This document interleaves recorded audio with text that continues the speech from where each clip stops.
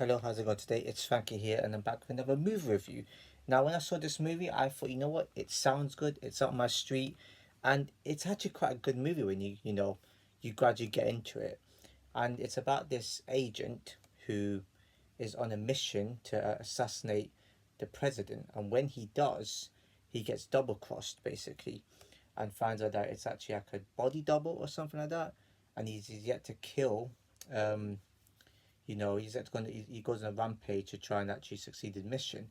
Before all that, it's a very start of it. He was at this guy's house. I think his name is Mike, one of the detectives. This is going to be important. I mean, obviously, watch the full movie and then see my review because I do always contain most of the movie in my videos anyway. Same with shows as well. And this agent goes on a rampage, right? He says he's a good man to do blah blah, and it cuts off to him doing the story and stuff like that. And the guy that plays Agent 47, the hitman, is the guy that acted as the dad and husband in the Santa Clarita Diet, Timothy Oliphant. I didn't know. I searched it and I was just like saying, "Oh my, it actually is him." I was like, I thought he looked familiar from somewhere. And then there's a lot of good fight scenes when he's like, especially at the train station where, on that train where he's like fighting with three dudes. I think two of them are assassins and one of them is a detective or something like that. Oh my god. It was mad when they used all their swords. That was one of the best scenes in that movie, to be honest. One of my favourites in scenes like that in any action movie, any type of movie. And the fight was brilliant. And then especially that restaurant scene where, he tells this girl Nika or something like that, obviously to wait behind where he kills these men. He takes one of the men out and he takes his bodyguards out in the toilets as well. Brilliant scene, I've got to admit on that one. And that scene when he's at the church or something like that, and oh my god, the action is crazy. Then he begins to he obviously assassinates the actual president at the end. Obviously, that would make sense. And then, but in that church scene, he has the machine and he starts shooting people up. Oh my god, it is brilliant. Bear in mind, some of the acting could be slightly better. I mean, yeah, there's. I mean, some one of them has some of the odd ones have a UK accent. I think Jenkins does. He has a UK accent. Or slash British accent, I should say. But there's American. Some, it said French, but I suppose it's in a different language because it was in Russia at one point in the movie. I must have done another country though. But yeah, it's just brilliant all round. I mean, you got to get into it because the first 20 minutes you're like, I'm not too sure of this.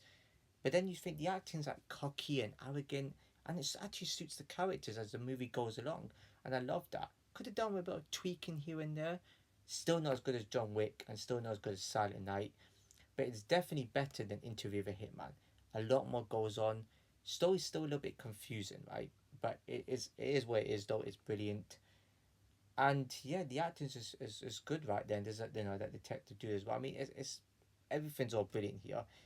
And there's also this guy called Markov who knows this dude too, and he kidnaps him, puts him in the bathtub. I think he was due to an explosive. I think it was like to set him up or something to help him take out Belikov or something like that. I think his name is, and it's brilliant. I mean, this movie is near faultless to be honest.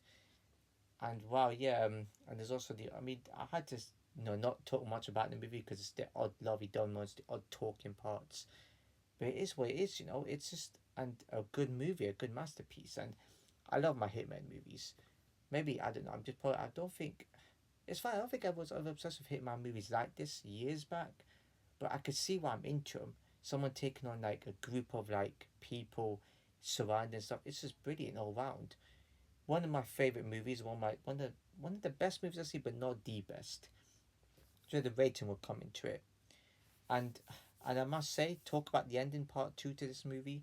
It ends when near the end. It's like there's guys out in like vans and something like that, and they stop the detectives that caught this dude because this dude was like surrendered, which kind of puzzled me because why would it end with him surrendering? He's a hitman, so why would he need to surrender? I mean, I don't know. He had nowhere else to go in the end scene, but why would he surrender? And he was in a van. They catch and these two detectives, get intimidated by these like I think the agent whatever is some sort of company, and they said, "Oh, yeah, where's the guy in the back?" Since where is he? He's disappeared. And after that scene, it shows that he was talking about, like helping him out. So the Mike dude the detective dude was in on it. Like, I would never have guessed that, with whatever that talk was. And then it shows the dead body of the agent. So I'm thinking, so was it a setup for a detective to help him out? Was it? It sort of bit confused me. So that would affect the rating a little bit too. In terms of like, I didn't quite usually get it, but I understand what happens if that makes any sense.